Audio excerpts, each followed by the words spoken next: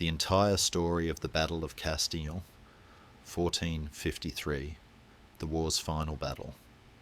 The Battle of Castillon, fought on July 17th, 1453, did not begin with a roar that announced the end of an era. It ended one, quietly, decisively, and almost unnoticed by those who lived through it. Castillon closed the long and brutal chapter known as the 100 Years' War. After more than a century of raids, sieges, shifting alliances, and broken kingdoms, this final battle settled the fate of English power in France and signalled the dawn of a new age of warfare. By the early 1450s, England's position in France had grown fragile. Once, English kings ruled vast territories across the Channel. Victories like Crécy, Poitiers, and Agincourt had carved legends into European memory. But those glories belonged to the past. Internal conflict, financial exhaustion, and weak leadership at home had left England struggling to hold what little remained. Gascony, centred around Bordeaux, was the last meaningful English foothold. France, meanwhile, had changed. Under King Charles VII, the kingdom rebuilt itself with patience and purpose.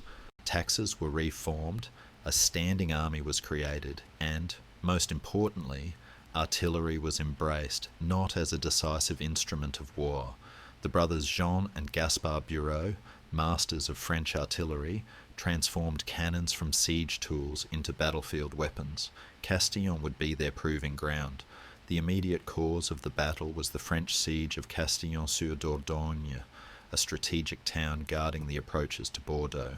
In early summer 1453, French forces fortified a camp near the town, constructing earthworks and positioning hundreds of cannons and smaller guns behind protective embankments.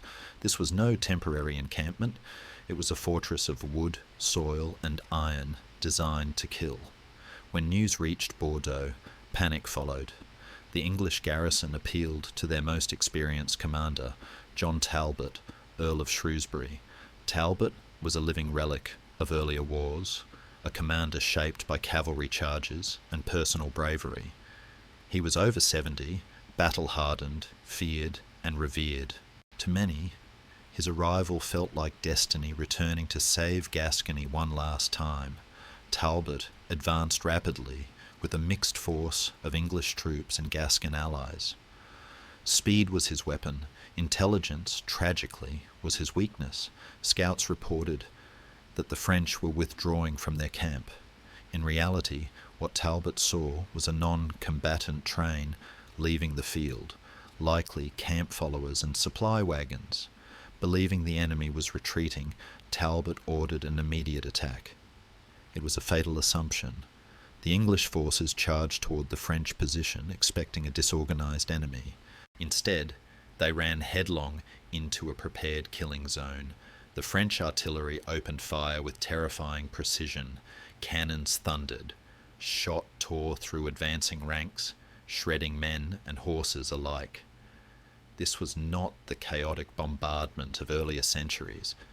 It was controlled, systematic destruction. Talbot, forbidden by custom from wearing armour after a previous capture, rode forward to rally his men. He believed, as commanders always had, that courage could still turn the tide. But courage could not silence cannons. A cannonball shattered his horse, pinning him beneath it. Moments later, he was killed. Some accounts say by a French soldier wielding a battle axe. Others say by further artillery fire. His son, Lord Lisle, fell soon after. With Talbot dead, English resistance collapsed. Units tried to retreat, but the narrow terrain and relentless bombardment turned withdrawal into slaughter. French cavalry eventually surged forward, finishing what the guns had begun. By nightfall, the battlefield was littered with bodies. Thousands lay dead or wounded. The French losses were minimal. Castillon was not just a defeat, it was annihilation. Within months, Bordeaux surrendered. English rule in Gascony ended. No formal treaty marked the close of the 100 Years' War, but everyone understood the truth. It was over. England retained only Calais, and even that would be lost a century later. France emerged unified, stronger, and unmistakably modern. The deeper meaning of Castillon lies beyond politics. This battle marked the end of medieval warfare. Knights, once kings of the battlefield, were rendered obsolete by gunpowder. Personal valour could not overcome disciplined artillery. Castles, once symbols of permanence, became vulnerable. War itself was transformed, less romantic, more mechanical, and infinitely more lethal. For England, Castillon ushered in introspection and turmoil. Within 2 years, civil war would erupt in the form of the Wars of the Roses. For France, it marked rebirth. Charles VII, once mocked as the King of Bourges, had reclaimed his kingdom not through legend, but through reform and innovation. No banners were raised to commemorate Castillon. No epic poems immortalized it, yet its silence speaks volumes. It was the moment when the old world died, not with a heroic charge, but beneath the steady thunder of cannons. And so, on a quiet field near the Dordogne River, the longest war in medieval Europe ended. Not with glory, but with inevitability. Close your eyes now. Let the darkness of the room soften until it feels like the warm velvet shade of a grapevine canopy in high summer. Imagine the air around you is no longer the air of the present, but the thick, sweet atmosphere of southwestern France, heavy with the scent of sun-baked earth, rosemary, and the sugary tang of ripening grapes. Before you get comfortable, take a moment to like the video and subscribe, but only if you genuinely enjoy what I do here. Let me know your city and local time in the comments so we can see where everyone is listening from. We are drifting back far before the cannons of Castillon to understand why men would die for this specific patch of soil. To understand the end, we must understand the beginning. We find ourselves in the Duchy of Aquitaine, a land of rolling green hills and wide lazy rivers that reflect the golden sun like polished bronze. It is a place that feels less like a kingdom and more like a garden cultivated by giants. For 300 years, this land has been the beating heart of a strange and beautiful contradiction. It is French soil that loves an English king. The story of this loyalty is not written in blood but in wine.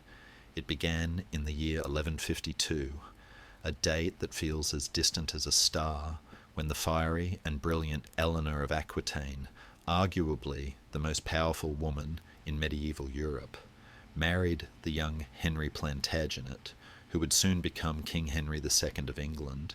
In that union, she brought with her this vast, wealthy duchy, stitching the vineyards of Gascony to the rainy, wool-producing hills of England. It was a marriage of climate and commerce that would outlast nearly every other alliance of the Middle Ages. You see, the English had a thirst that their own cold, damp islands could never satisfy, and the Gascons had a wine, the deep red claret, that needed a market. The result was a love affair that spanned the sea. Every autumn, a great fleet of hundreds of ships would sail from England, bobbing like corks on the grey Atlantic to dock in Bordeaux. They brought silver, wool, and grain, and they left with thousands of wooden casks filled with the ruby blood of the grape. Historians have calculated that at the height of this trade, England was importing enough wine for every man, woman, and child to have several bottles a year, which might explain why the medieval period is often remembered as being somewhat blurry. But this connection went deeper than commerce.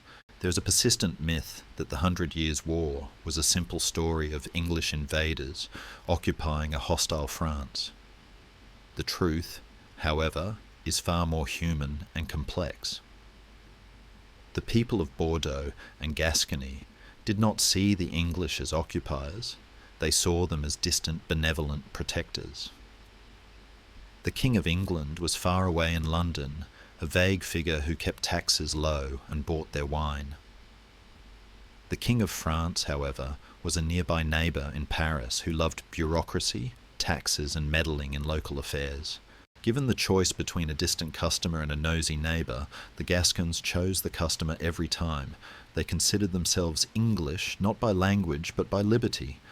They spoke Gascon, a Romance language filled with soft vowels and rolling rhythms, yet they shouted "God save the King" with as much fervour as any Londoner. As we stand here in the imagination of the 15th century, looking out over the walls of Bordeaux, we can feel the anxiety rising like heat from the cobblestones. The year is 1453, and the Golden Age is fracturing. The French king, Charles VII, has been slowly, methodically reclaiming his country, eating away at the English territories like a slow tide, eroding a cliff. The Gascons are afraid. They know that if the French king takes Bordeaux, their ancient privileges will vanish, their taxes will rise, and their beloved autonomy will be suffocated by the heavy hand of Paris. The vineyards, which have thrived for centuries under the loose grip of the Lion of England, are trembling. It is this fear, the fear of losing a way of life, a culture, and a prosperity built on 3 centuries of friendship, that will drive the events to come.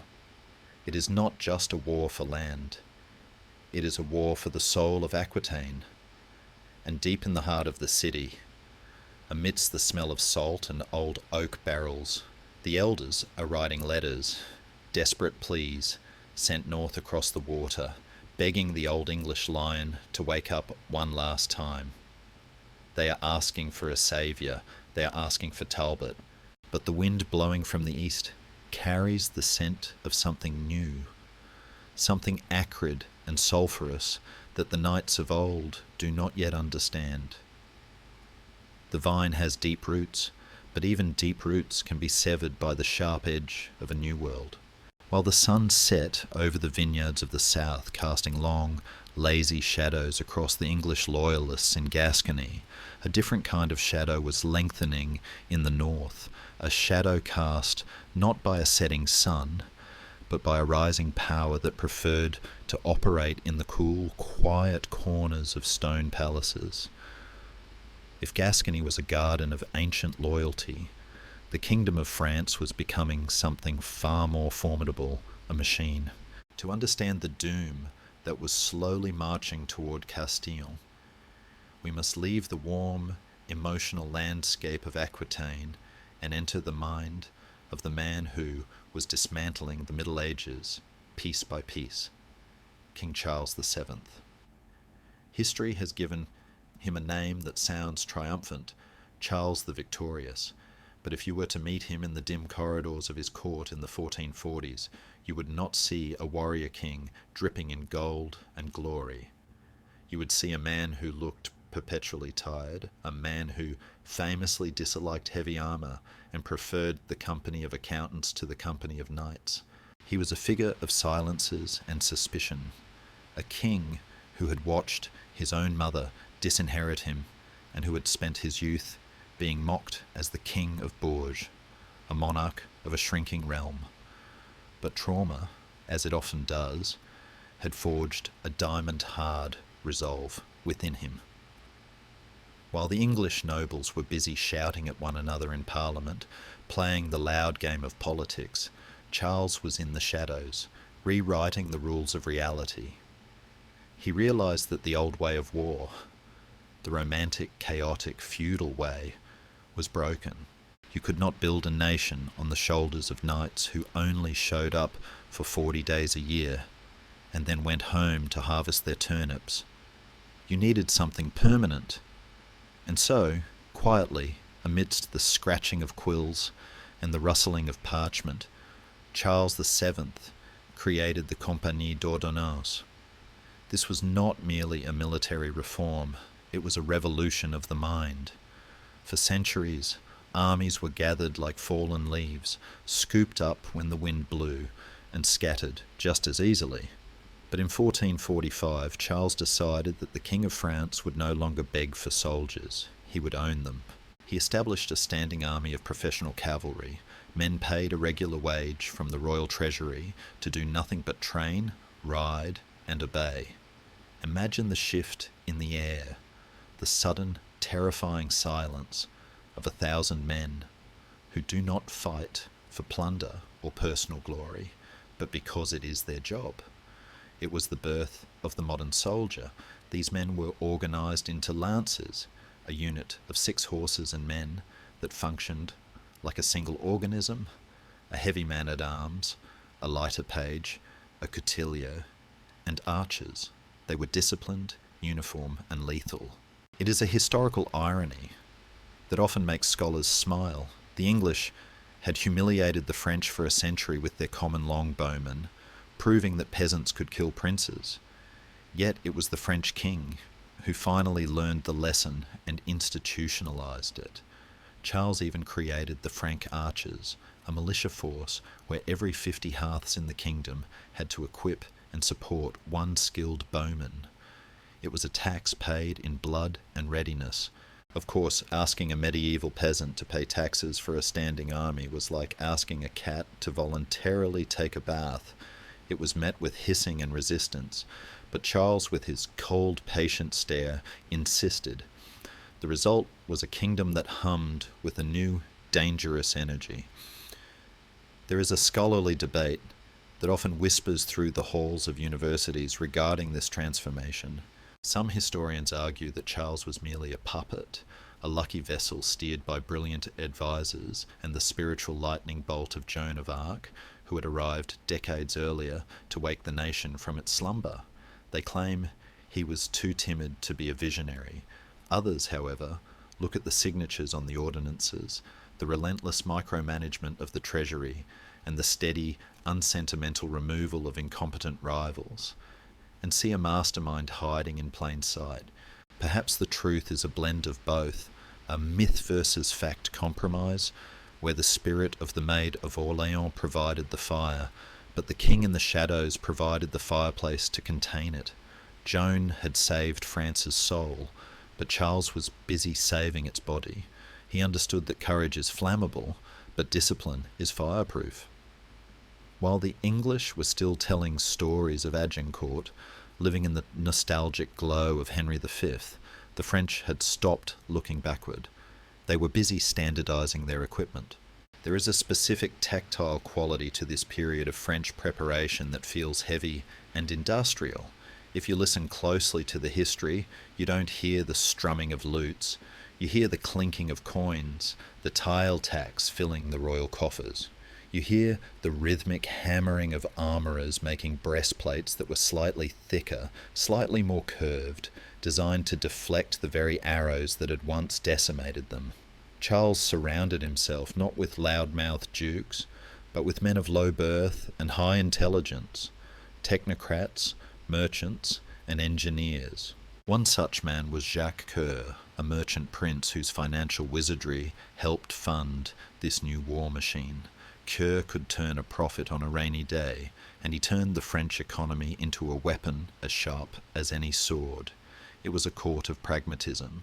The atmosphere was less Knights of the Round Table and more Board of Directors, which, while less romantic, is generally how wars are actually won. And in this new professional atmosphere, the king began to look south toward Gascony. He did not look with the hungry eyes of a raider, but with the cool calculation of a surgeon eyeing a gangrenous limb. He knew the English were overextended. He knew their treasury was empty. He knew that their legendary commander, Talbot, was an old man, a relic of the very age Charles had just legislated out of existence. The king, in the shadows, sat in his secure room, perhaps warming his hands by a fire, and moved a piece on a map. He did not need to lead the charge himself. He had paid people to do that for him. The immense machinery of the French state began to rotate its turret toward Bordeaux.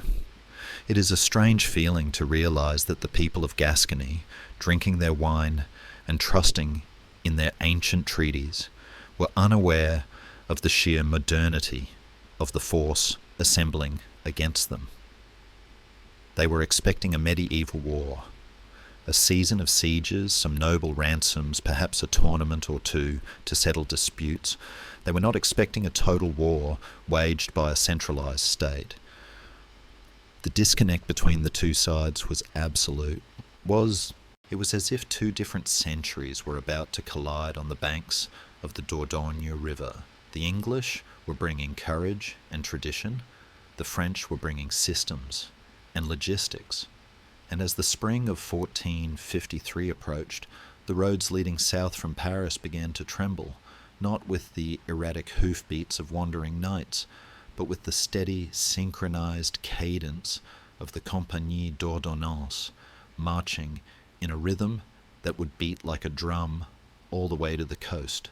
The shadow of the king was stretching out, reaching over the hills and rivers, his fingers brushing the edges of the English world, ready to close his hand and extinguish the light of the Plantagenets forever. The stage was set, the actors were paid, and the script was written in the ink of royal decrees. But there was one final element Charles needed, a terrifying new variable that would make all the discipline in the world irrelevant without it. He needed fire. He needed the thunder that could break stone. He needed the brothers. If King Charles VII was the architect of this new, terrifyingly efficient France, the Bureau brothers were the men who wired the explosives to the foundation. We must now shift our gaze from the quiet, tapestry-lined rooms of the palace to a place that was altogether louder, grittier, and far less polite. The foundry.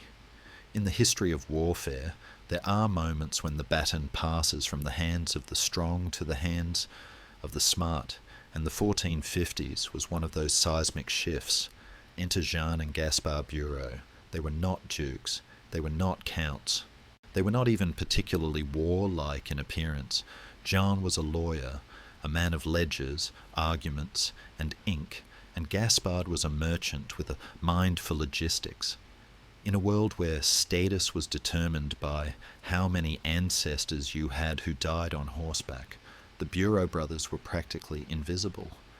Yet these two humble commoners were about to do what a century of noble charges had failed to do. They were going to blow the English out of France. Before the Bureau brothers arrived on the scene, cannons were often regarded as the eccentric, grumpy uncles of the battlefield. They were massive, immovable tubes that fired giant stone balls, frequently exploded in the faces of their crews, and were generally considered more effective at scaring horses than destroying walls. A siege in the 1300s was a slow, polite affair where you threw rocks at a castle for 6 months and hoped everyone inside starved before you ran out of rocks. But Jean and Gaspard looked at these primitive fire tubes and saw potential. They didn't see magic, they saw mechanics. They approached artillery not as warriors but as businessmen. They realized that the problem wasn't the gunpowder. The problem was the delivery system. And so, with the king's gold flowing into their pockets, they began to tinker. Imagine the scene in their workshops, a hellscape of heat and noise that would have terrified a gentle troubadour. The air is thick with the acrid, stinging scent of sulphur, often called the devil's perfume, mixing with the metallic tang of molten bronze. Their innovations were subtle but revolutionary, the kind of engineering tweaks that change the world while everyone else is looking the other way. First, they standardized the caliber of the guns. Before this, every cannon was a unique snowflake that required a specific size of stone ball, which was a logistical nightmare if you grabbed the wrong ammo bag in the dark. The bureaus said, "Enough," and created standardized sizes, a concept so modern it almost hurts. Then they replaced the stone balls with iron shot. Iron was heavier, denser, and didn't shatter upon impact. Instead, it shattered the wall. It turned the cannon from a bludgeon into a piercing needle. But their greatest gift to the art of destruction was the carriage. Previously, cannons were dragged on sleds and propped up on blocks of wood, essentially fixed in place once they were set down. The brothers mounted their guns on wheeled carriages with trunnions, little pivots that allowed the barrel to be tilted up or down with the turn of a screw. Suddenly, artillery wasn't just furniture, it was a vehicle. It could move. It could follow the army. It could chase you. There is a wonderful, dry irony in the fact that the word bureau today typically refers to a desk or a government office, derived from the coarse cloth, bureau, that covered the tables where clerks counted money. Jean Bureau was the ultimate bureaucrat, yet he commanded more raw power than any knight in Christendom. He became the master of artillery, a title that the old nobility likely sneered at behind their velvet sleeves. After all, there was no chivalry in shooting a man from a mile away. It was considered impersonal, dirty, and distinctly unheroic. A knight spent his life learning to sword fight. A gunner spent his afternoon learning to light a fuse. It felt like cheating. But Jean Bureau didn't care about fair fights. He cared about winning. He approached a siege like a legal case. He laid out his arguments, the cannons, in a precise row, shouted his opening statement, fire, and waited for the defence, the wall, to crumble. And crumble they did. During the reconquest of Normandy just a few years prior, the Bureau brothers had smashed English strongholds in days that used to take months to subdue.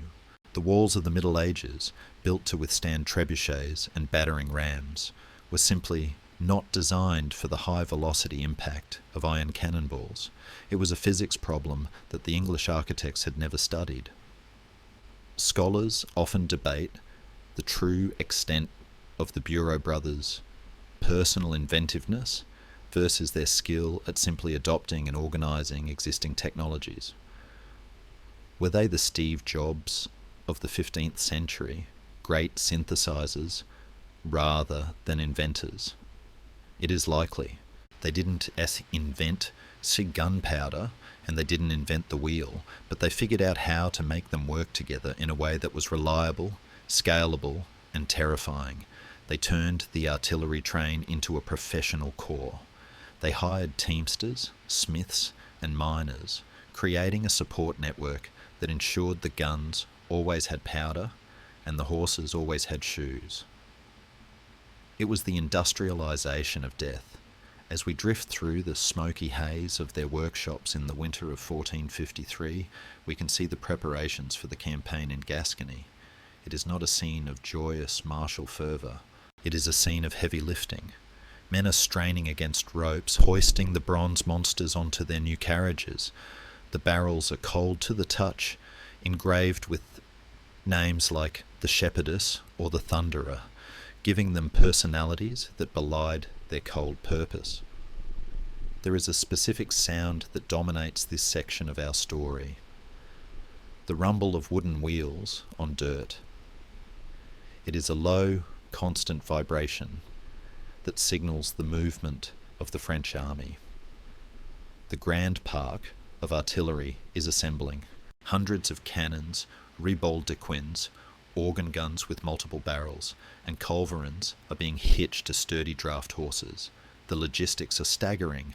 Thousands of pounds of black powder kept dry in casks, thousands of iron balls, shovels for digging earthworks, timber for reinforcing trenches. It is a moving city dedicated to the science of ballistics. Jean Bureau rides at the head of this column, not in shining plate armour, but likely in practical riding gear, perhaps checking a manifest one last time.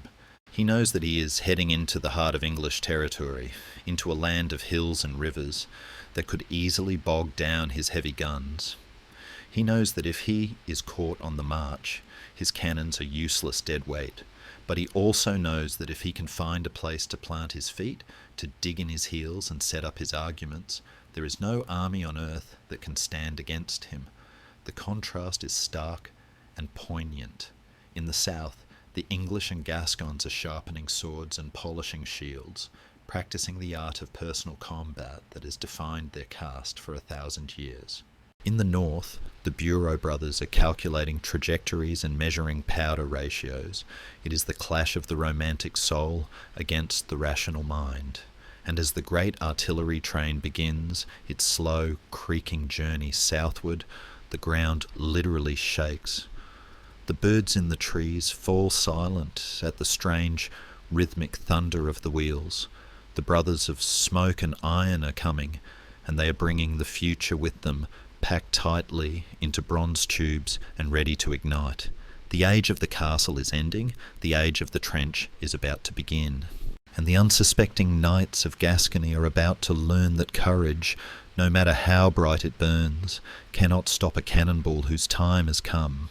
The wind that sweeps off the Atlantic and curls into the Gironde estuary is a storyteller in its own right, carrying the salt of the deep ocean and mixing it with the sweet, loamy breath of the vineyards. If you were to stand on the stone quays of Bordeaux in the uneasy year of 1452, you would feel a tension in that wind, a heaviness that had nothing to do with the weather. The city was holding its breath. For the first time in 3 centuries, the flag snapping above the ramparts was not the familiar 3 lions of England, but the golden fleur-de-lis of France. A year prior, the French armies had marched in, not with a massacre, but with a treaty, a polite, suffocating embrace. They called it a liberation, but to the merchants and winemakers of Bordeaux, it felt suspiciously like a hostile corporate takeover. The streets, usually bustling with the chaotic, joyful noise of commerce, had grown sullen and quiet. The transition had been peaceful on paper, but the soul of the city was in turmoil. You see, the Gascons quickly discovered that while the English king had been a distant landlord who mostly wanted his wine shipped on time, the French king, Charles VII, was a very present manager who wanted to know exactly how much money you had in your pocket. The arrival of French tax collectors was a shock to the system.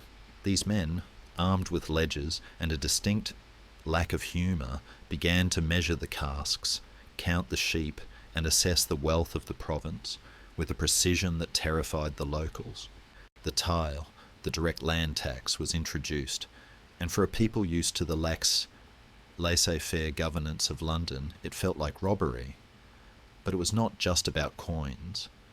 It was about identity. The Gascons had spent generations cultivating a unique existence that was neither fully French nor fully English, but something distinct, Anglo-Gascon. They were the masters of their own destiny, balancing the 2 great powers against each other to secure the best deal for their wine. Now, forced into the rigid hierarchy of the French state, they felt their autonomy dissolving.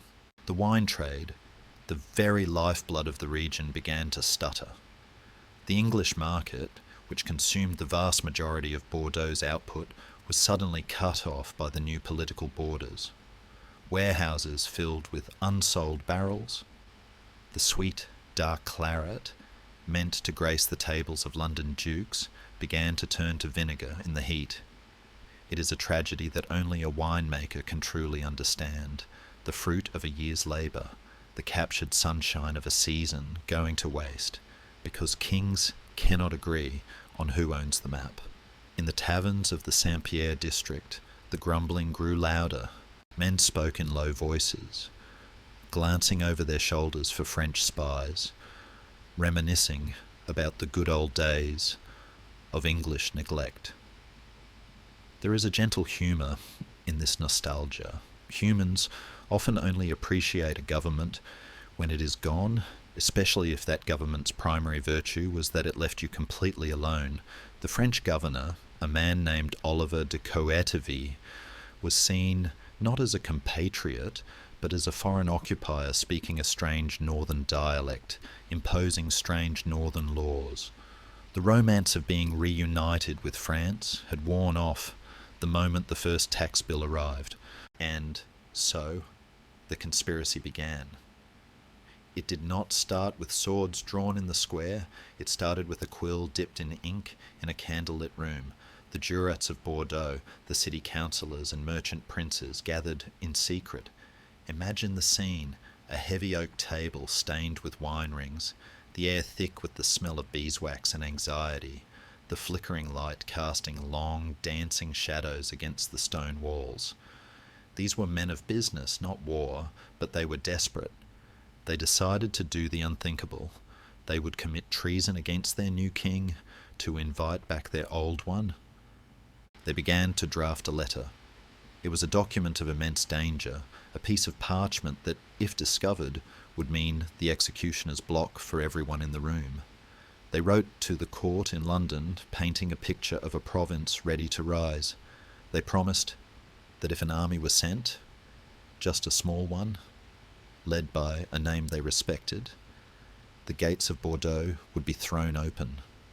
They pledged their fortunes, their ships, and their swords.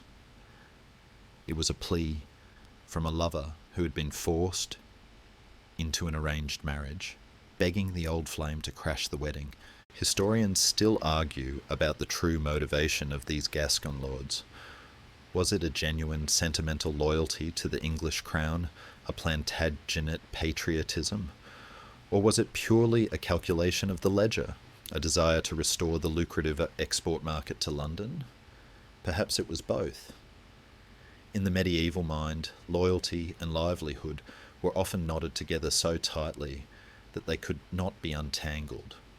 One loved the king, who let one prosper.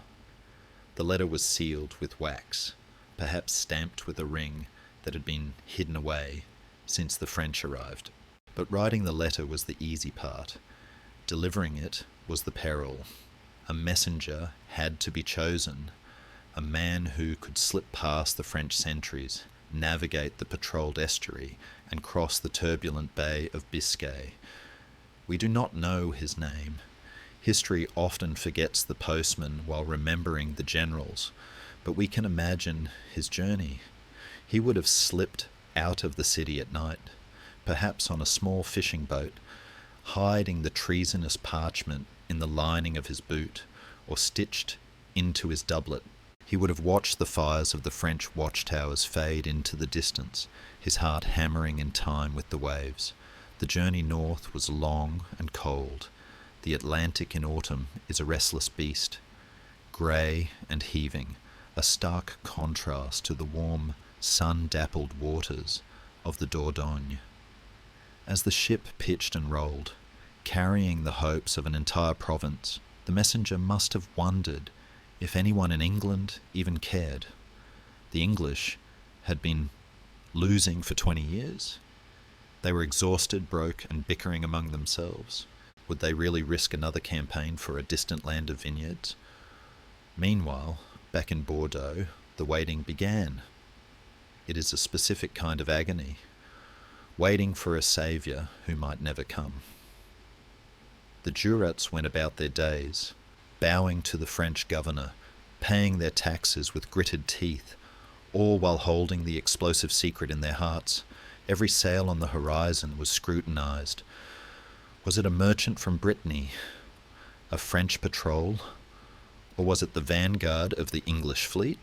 The tension in the city became palpable, a static charge in the air.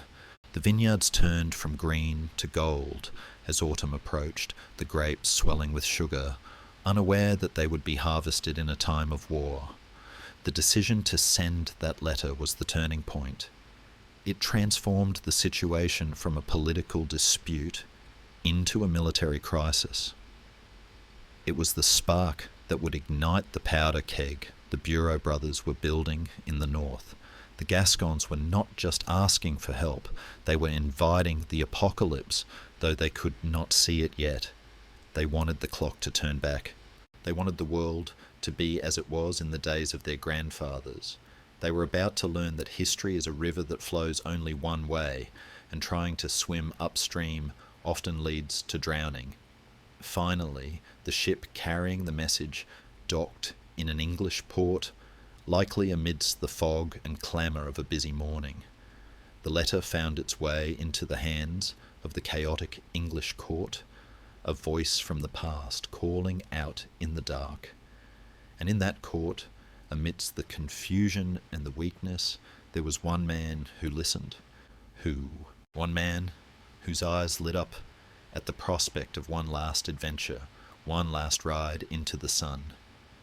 The letter from Bordeaux was about to wake the lion. The plea had been heard. The wheels of fate, rusted and groaning, began to turn once more, driven by the ink of a few desperate merchants who just wanted to sell their wine in peace. The silence of the ocean between the two lands was about to be broken by the sound of trumpets. North of the churning grey channel, the atmosphere was not one of golden anticipation, but of damp, creeping mould. If the vineyards of Gascony were trembling with fear, the throne room of England was trembling with exhaustion. To understand the miracle of the response to the Gascon plea, we must step into the court of King Henry VI, a place that felt less like the heart of an empire and more like a hushed, anxious hospital ward. England was tired. The 100 Years' War had been a ravenous beast, devouring generations of young men and mountains of silver, and now the beast was starving. The king himself was a ghost in his own palace, a pious, gentle soul who preferred prayer to politics, a man seemingly carved from soft wax in a world of hard iron. Around him, the vultures were circling. The great noble families, the Yorks and the Lancasters, were already eyeing each other with that dangerous predatory glint that would soon explode into the wares of the roses. The royal treasury was so empty that the echo of a dropped coin would have lasted for minutes. In this climate of paralysis, the letter from Bordeaux should have been ignored. It was a request for an army from a government that could barely afford to pay its laundry bill. But history is often steered not by the logic of committees, but by the sheer stubborn gravity of individuals. When the desperate plea from the Gascon merchants arrived, whispering of loyalty and open gates, it bypassed the confusing mumble of the politicians and found the ear of the one man who still remembered how to roar. Enter John Talbot, the first Earl of Shrewsbury. To call him a veteran would be an insult to his longevity. He was a living geological formation of the Wear.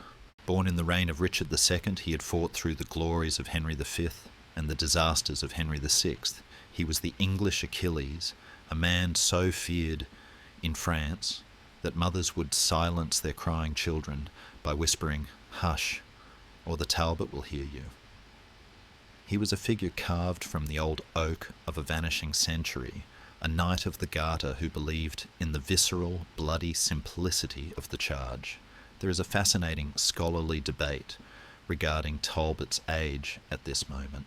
The chroniclers of the time, prone to hero worship and poetic exaggeration, often described him as an octogenarian, a man of 80, winters riding to war. Modern historians, blowing the dust off birth records, suggest he was likely closer to 65 or 70. But in the 15th century, before antibiotics and ibuprofen, 65 was ancient.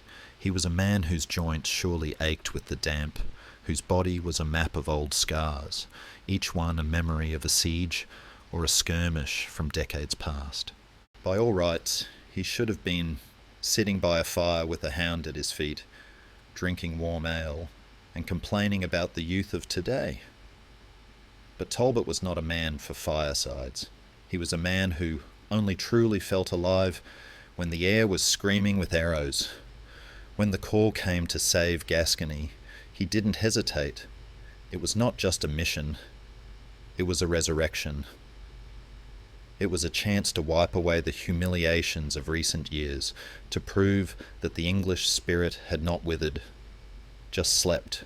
The king, perhaps lucid for a moment, or perhaps just relieved to have someone else make a decision, granted Talbot the commission. But he did not grant him a massive army. England had no great host to send. Instead, Talbot was given the authority to raise a force of roughly 3,000 men. It was a modest number, a pocket-sized army compared to the hordes of the past. But what it lacked in size, it made up for in hardness. These were not unwilling conscripts dragged from the plough. These were professionals, mercenaries, and the sons of old archers who wanted a taste of the glory their fathers talked about in the taverns. There is a quiet, stoic romance to the mustering of this force. Picture them gathering at the ports of the south coast, Portsmouth or Plymouth, under the greying skies of autumn 1452. There is the smell of wet wool, tar, and horse sweat. The men checking their bowstrings are not the bright-eyed optimists of Agincourt. They are grim, practical men who know the odds. They are going because Talbot is leading them, and if the old man can still climb into a saddle, then they can certainly follow him. Talbot himself moves through these preparations like a force of nature. We can imagine him inspecting the troops, his eyes sharp and critical, missing nothing. He does not wear the heavy plate armour of his youth as often now. It is too heavy for long days, and perhaps his back complains more than he admits, but he wears the authority of his name like a cloak. He is a link to a time when England was invincible, and his very presence acts as a tonic to the morale of the soldiers. He is the embodiment of the good old cause. There is a touch of soft humour in how the courtiers likely viewed him, as a dangerous, antiquated relic that they were happy to ship overseas. If he won, it was a miracle. If he died, well, it was a dignified end for an old nuisance. It was a win-win for the politicians, provided they didn't have to pay too much for the ships. As the fleet prepared to sail, a strange energy took hold. It was the energy of a last hurrah. Everyone involved, from the humblest archer to the Earl himself, must have sensed the finality of it. They were sailing against the wind of history. France was rising, unifying, and modernising, while they were sailing out to defend a feudal remnant. Yet there is something deeply compelling about fighting the inevitable. It is the stuff of tragedy and legend. Talbot left behind a country that was slowly slipping into the chaos of civil war, turning his back on the Yorkist and Lancastrian bickering to face a clear external enemy. For a soldier, the battlefield is often simpler than the court. On the field, you know who is trying to kill you. The ships cast off in October 1452.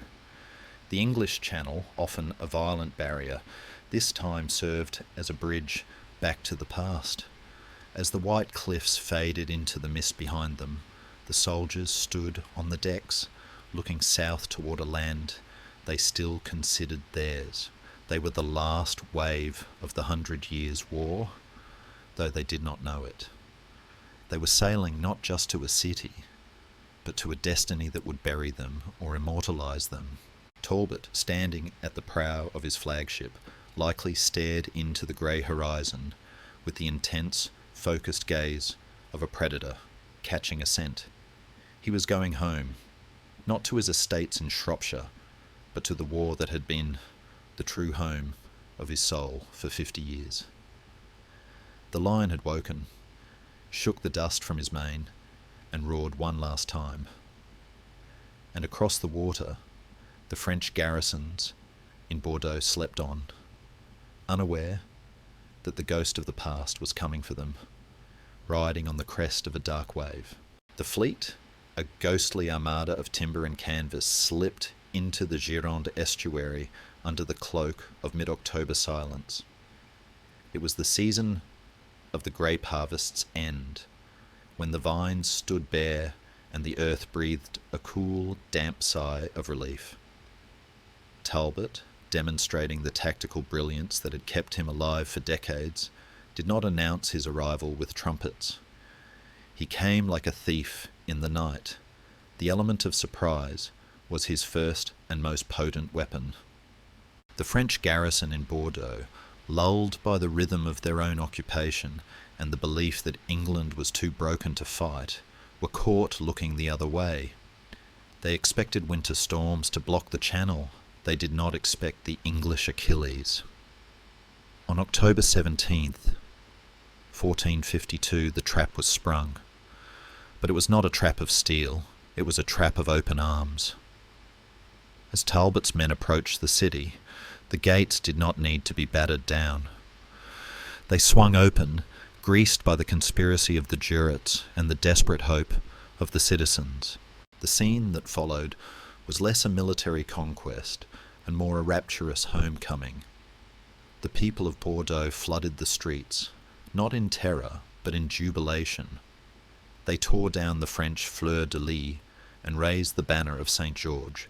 Barrels of wine were rolled out, likely the very wine that had been rotting in warehouses, and broached in the squares. The occupation began with a party. It is a rare moment in the history of warfare.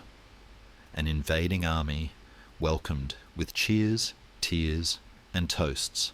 The French garrison realized they were suddenly swimming in a sea of hostile locals, and angry Englishmen wisely retreated or surrendered without a significant fight. Bordeaux was English again, reclaimed not by the sword, but by the sheer force of memory and affection. For a brief shining moment, it seemed as if the clock had indeed turned back. The golden autumn of Aquitaine had returned. Talbot, the old warrior, found himself the master of a region that adored him. He was no longer just a general, he was a celebrity, a grandfather figure to a province that felt abandoned by history.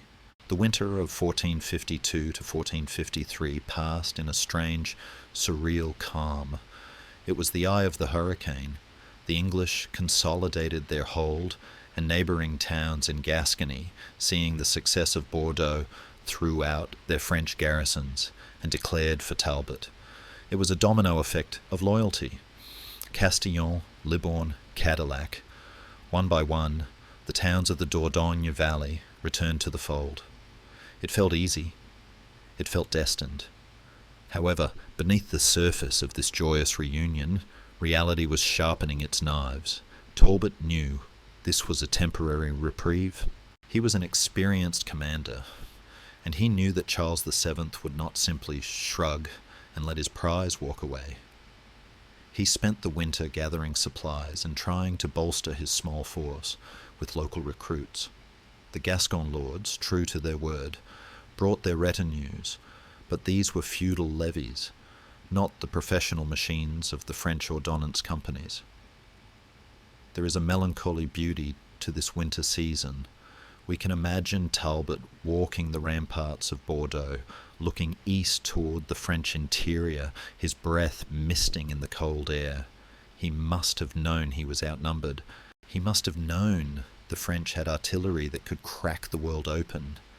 But he stood his ground, a guardian of a twilight kingdom. Scholars often discuss the Talbot mystique during this period. Why did the French hesitate?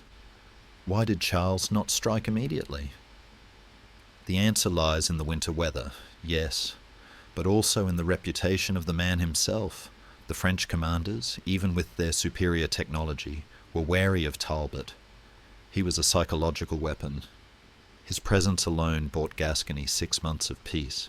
But while the English toasted their success in the warm taverns of Bordeaux, the French were not idle. They were gathering. In the north, the Bureau brothers were checking the axles of their cannon carriages. The King of France was signing checks. The machine was waking up. As spring arrived, turning the vineyards green once more, the illusion of safety began to fracture. The French armies began to move. They did not come as a single, easily defeated mass, but in 3 separate columns, a hydra closing in on its prey. Charles VII was employing a strategy of strangulation. He would not attack Bordeaux directly. He would eat the apple from the outside in, capturing the outlying towns and cutting off the city's lifelines. It was a cold, logical, and terrifyingly effective plan. The golden autumn had faded into a steel-grey spring.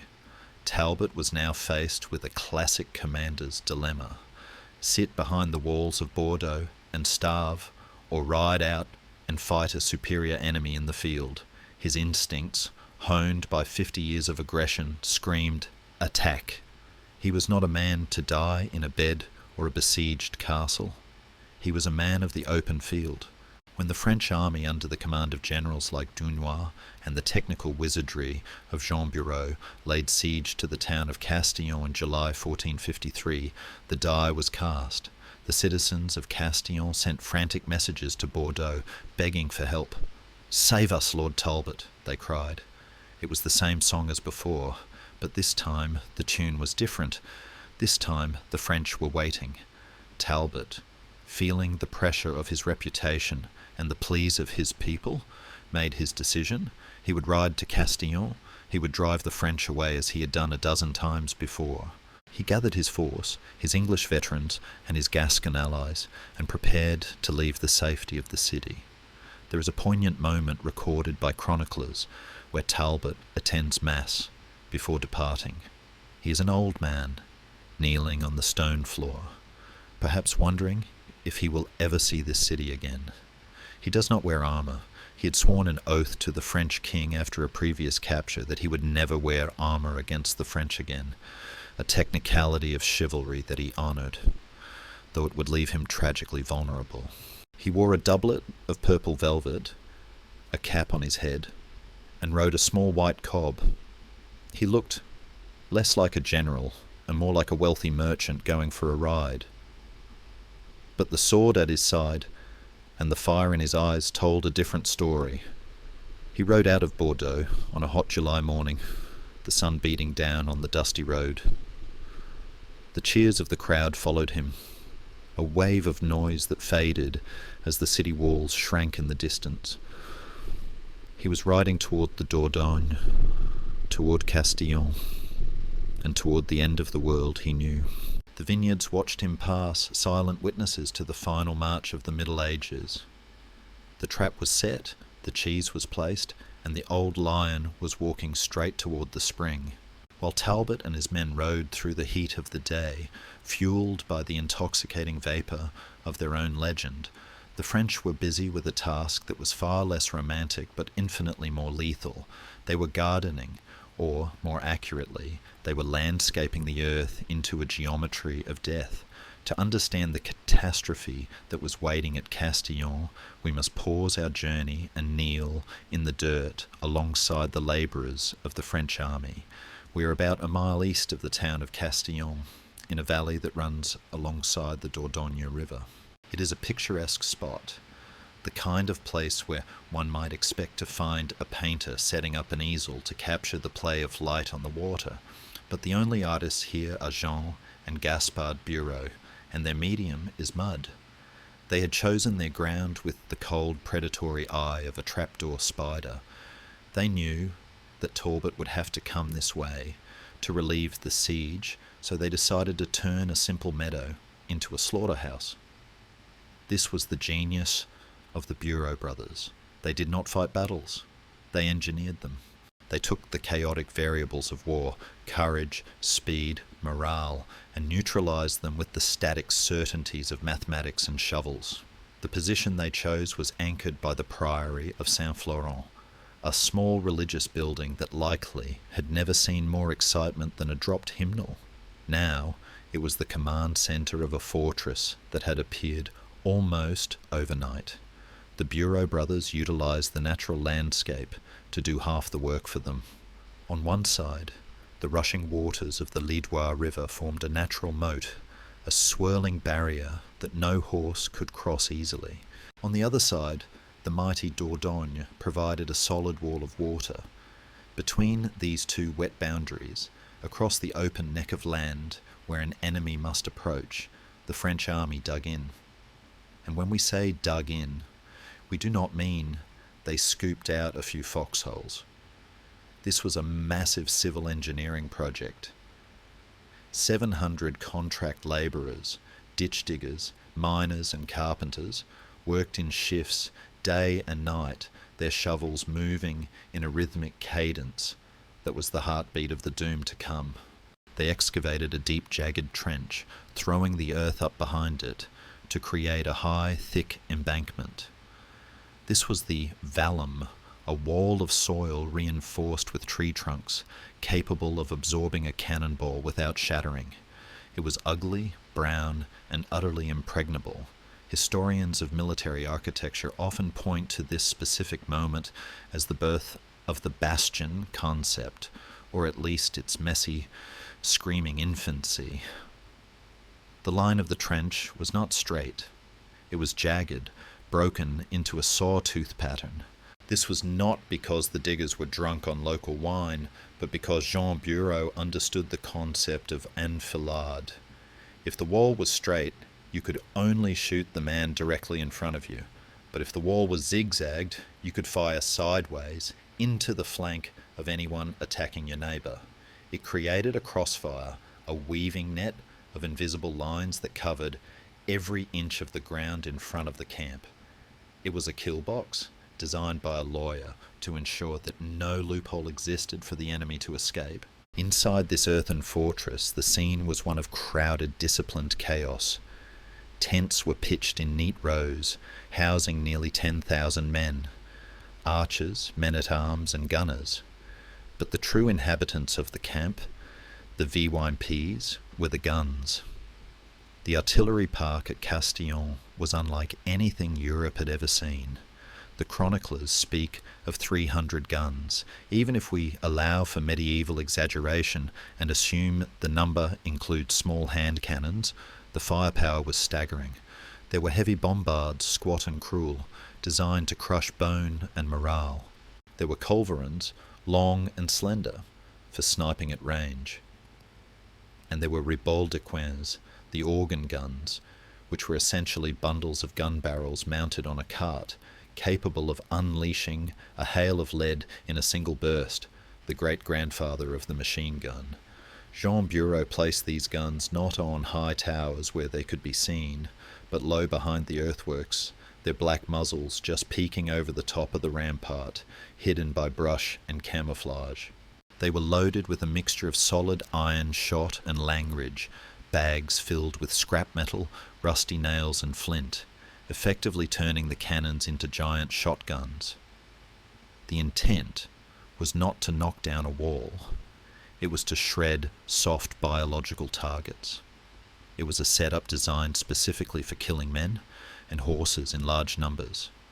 There is a dark, dry humour in imagining the French knights, the noble cavalry of the compagnies d'ordonnance, standing around this muddy construction site.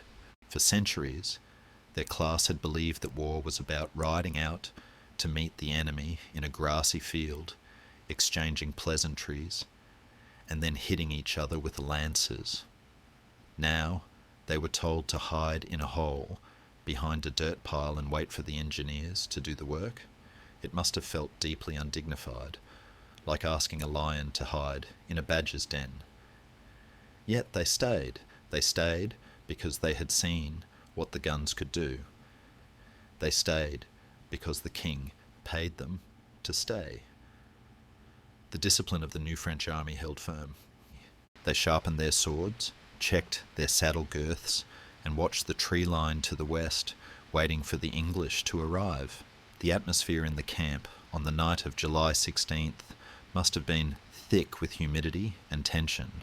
The smell of roasting meat from the campfires mixed with the omnipresent sulphur scent of the gunpowder. The Bureau brothers, perhaps walking the perimeter with lanterns, checked the angles one last time. They looked out over the field of fire, the open ground that Talbot would have to cross. They had even cut down the walnut trees and levelled the hedges to ensure there was no cover for the attackers. It was a bald, exposed stage, lit by the moon, waiting for the actors to step out and die. There is a terrifying stillness to a loaded cannon. It sits there, a lump of cold bronze, heavy and inert, yet containing within it the potential to change history in a millisecond. Hundreds of them sat there in the dark, their open mouths pointing west, silent sentinels of a new age. To the English scouts, if they had gotten close enough, the camp might have looked simply like a fortified supply depot. The earthworks would have hidden the true depth of the horror inside. A bank of dirt looks harmless enough until it erupts in fire. That was the essence of the trap. It looked like a defensive position, a place where the French were cowering in fear of Talbot. But in reality, it was an offensive weapon that just happened to be stationary. It was an ambush that didn't need to move. The geometry was perfect. The angles were calculated, the powder was dry. All that was missing was the trigger, and miles away, riding his white cob through the darkness, the trigger was coming closer with every hoofbeat, driven by pride, duty, and a tragic lack of information. The stage was set for the collision between the old world of chivalry and the new world of ballistics, and the earth of Castillon was ready to drink. The road from Bordeaux to Castillon is not a short stroll. It is a grueling 30-mile ribbon of dust and stone that winds through the heart of the wine country. On the night of July 16th, 1453, it became a test of endurance that would have broken lesser men. Talbot, driven by the frantic pleas of the townsfolk and his own restless spirit, pushed his small force at a pace that bordered on the sadistic. They marched through the black velvet of the summer night, a column of ghosts moving under the uncaring stars. There were no torches, only the pale moonlight filtering through the branches of the plane trees, dappling the armour of the vanguard with shifting patterns of silver and shadow. The only sounds were the rhythmic crunch of boots on dry earth, the jingle of harness rings, and the heavy, laboured breathing of thousands of men and horses. It was a forced march of the old school, a gamble that traded exhaustion for surprise. Talbot knew that speed was the only armour he had left. He needed to strike before the sun and the French fully woke up. By the time the sky began to bleed from purple to a bruised, hazy grey in the east, the English force was physically shattered, but spiritually electric. They had arrived. They crested the wooded heights of the hills, overlooking the Dordogne Valley, as the first birds began to sing, unaware that they were providing the soundtrack for a tragedy. Below them lay the river, coiled like a silver snake, and beyond it, the town of Castillon. But it was not the town that caught Talbot's eye. It was what lay to the east of it, through the morning mist, which clung to the valley floor like wisps of torn cotton. He could see the dark, sprawling shape of the French encampment, and rising from that camp, drifting lazily into the still morning air, was a massive, choking cloud of dust. To a modern observer, a dust cloud could mean anything: a supply run, a morning drill, or perhaps just a very enthusiastic sweeping of the tents. But in the lexicon of medieval warfare, a large dust cloud rising from an enemy camp at dawn usually meant one thing: panic. It meant wagons were being loaded in haste. It meant horses were being whipped. It meant the enemy was retreating. Talbot, sitting atop his white cob, squinting through the dawnlight with eyes that had seen 50 years of war, felt a surge of grim satisfaction. The Talbot mystique was working. The mere rumour of his arrival, he believed, had broken the French nerve. They were running. They were packing up their siege engines and fleeing back to the safety of the north, terrified to face the Lion of England in open battle. The tragedy of Castillon is a tragedy of confirmation bias. Talbot saw what he wanted to see. He did not see a tactical redeployment, he saw fear.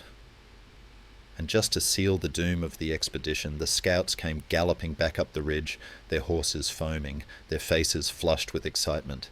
They confirmed the optical illusion. "My lord," they likely shouted, breathless and triumphant. "The French are fleeing.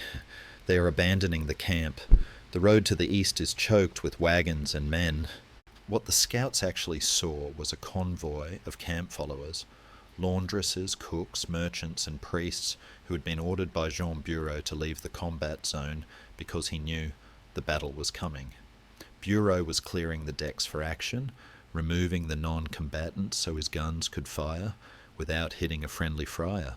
But to the English scouts, seeing a disorganized mob moving away from the enemy line looked exactly like a rout. It was a fatal, heartbreaking misunderstanding. It is the historical equivalent of mistaking a tiger crouching for a jump for a tiger lying down for a nap. Talbot listened to the reports. and the years seemed to fall away from him. He was no longer an old man in a velvet jacket. He was the predator again. The caution that should have warned him, why would a dug-in army retreat without firing a shot, was silenced by the roar of his own legend. He turned to his commanders, men like Lord Scales and his own son, Lord Lisle, and gave the order that would echo through the centuries. There would be no rest. There would be no breakfast. The men, who had just marched all night, would not be allowed to sleep. They had to attack now. They had to catch the French before they escaped. They shall not slip through my fingers, he might have growled, the adrenaline acting as a potent, dangerous stimulant.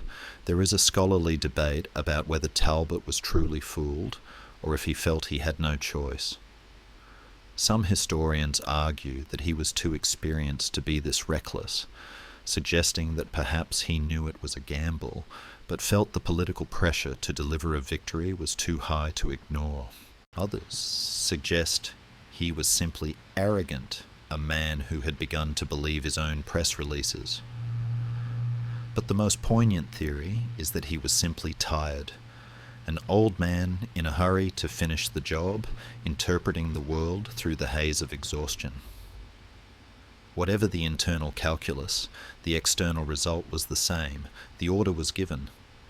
The English vanguard, a force of about 500 elite men-at-arms and archers, tightened their belts, took a swig of water or wine, and prepared to descend the ridge. The dust cloud continued to rise, a shimmering curtain of gold in the strengthening sun, hiding the jagged teeth of the earthworks behind it. It beckoned them forward, a mirage of victory. The trap was not just the cannons, the trap was the hope. The French had weaponized the English desire for glory. As Talbot spurred his horse down the slope, leading his men toward the valley floor, the dust swirled almost like a phantom waving them in. "Come," it seemed to whisper, "come and chase us." And the lion, smelling blood where there was only iron, began to run. The sun had just cleared the horizon, burning off the last of the river mist, when the first blow of the Battle of Castillon was struck. It did not happen at the main French camp, but at a stone outpost about a mile to the west, the Priory of Saint-Florent. This building, a quiet house of prayer nestled among the vines, had been requisitioned by the French as a forward observation post. Inside and around its walls were roughly 800 to 1,000 Frank archers, the peasant militia created by Charles VII. These men were not the steel-clad knights of legend. They were commoners with bows, likely eating a nervous breakfast of hard bread and cheese, watching the road with the jumpy apprehension of men who know they are the first line of defence. They were the tripwire, and the heavy boot of John Talbot was about to come crashing down on them. The English vanguard, led by Talbot himself, hit the priory with the violence of a thunderclap. It was a textbook dawn raid. The English men-at-arms, despite their sleepless night and the gruelling march, moved with the terrifying fluid coordination of veterans. They surged out of the tree line and over the low walls before the French archers could fully comprehend that the old man was actually here. The skirmish that followed was short, sharp, and brutal. The air, previously filled with the morning song of larks, was suddenly torn by the screams of men and the dry, hacking cough of crossbows. But the Frank archers, for all their new training, were no match for the English nobility and their Gascon retainers in close quarters. Panic, cold and contagious, swept through the French ranks. They broke. They dropped their bread, their wineskins, and in some cases their weapons, and they ran. To Talbot's men, this flight looked like vindication. They chased the fleeing Frenchmen out of the priory, hacking at the stragglers, driving them down the road toward the main camp. It was a slaughter of the slow. The ground around the priory was left littered with bodies and the detritus of a hastily abandoned camp. The English troops, flushed with the heat of the kill and the rush of adrenaline, laughed as they secured the building. It had been easy. Too easy. They poked through the abandoned French supplies, helping themselves to the enemy's rations. There is a grim, ironic humour in soldiers eating the breakfast of the men they just killed. War has a way of making calories more important than conscience. "Thank you for the cheese, Pierre," one might have muttered, wiping crumbs from a beard that was already grey with road dust. This initial victory was the worst thing that could have happened to Talbot. If the French at the Priory had fought harder, if they had held their ground and forced a long, bloody struggle, Talbot might have paused. He might have waited for his main force of nearly maybe 3,000 men, who were still straggling up the road behind him, dragging their feet in the rising heat. He might have reassessed the situation, but the swift collapse of the Frank archers acted like a drug. It confirmed every bias he held. The French are weak, his mind whispered. They are cowards. They are running, just as the scout said. The ease of the Priory skirmish blinded him to the reality of the fortress waiting down the road. It was the cheese in the mousetrap, a tasty, effortless morsel designed to lure the victim into snapping the bar. Talbot regrouped his small vanguard at the Priory. He was now in high spirits, the weariness of the night march momentarily forgotten. It was here, in the courtyard of the captured Priory, that a moment of profound historical poignancy occurred, a moment that feels almost scripted by a tragedian. Talbot, a pious man despite his bloody profession, asked to hear Mass. A chaplain began to prepare the altar, perhaps clearing away the debris of the skirmish to lay down the holy cloth. But before the priest could begin the introit, a messenger arrived, or perhaps it was another scout, pointing excitedly toward the east. The dust cloud was still there, thicker than ever. The fleeing archers from the Priory were streaming into the main camp, adding to the visual chaos. To the English eyes, it looked like the rout was spreading. "My lord," the captains urged, "if we wait for Mass, the birds will have flown." Talbot, faced with the choice between God and glory, chose glory. "I will hear the Mass of the dead later," he is reported to have said, a line that, whether apocryphal or real, hangs over the story like a shroud. He ordered the chaplain to pack up. There was no time for prayer, there was only time for pursuit. This decision marks the point of no return. Up until this moment, he could have stopped. He could have held the Priory, used it as a defensive strong point, and waited for his artillery, which was miles behind, to arrive. He could have turned the ambush around, but the narrative of the fleeing French was too seductive. He ordered the advance. However, there is a scholarly nuance here that is often overlooked. Some military historians argue that the French retreat from the Priory was not a panic, but a pre-planned feint. Did Jean Bureau sacrifice his Frank archers to draw Talbot in? It is a chilling thought. The Frank archers were, in the brutal calculus of the 15th century, expendable. Sacrificing a few hundred peasant militiamen to hook the great Earl of Shrewsbury would have been considered a fair trade by the cold logic of the French court. Whether they ran from fear or from orders, the effect was the same. They acted as a bloody trail of breadcrumbs leading straight to the guns. As the English prepared to leave the Priory, a local man, perhaps a winemaker or a priest of the town, supposedly approached Talbot. He tried to warn the old commander. He spoke of the park the French had built, of the walls of earth and the mouths of iron. But who listens to a civilian when the blood is up? Who listens to a gardener when you are a god of war? Talbot likely dismissed him with a wave of his hand, or perhaps a rough joke about how French walls always crumble when Englishmen knock.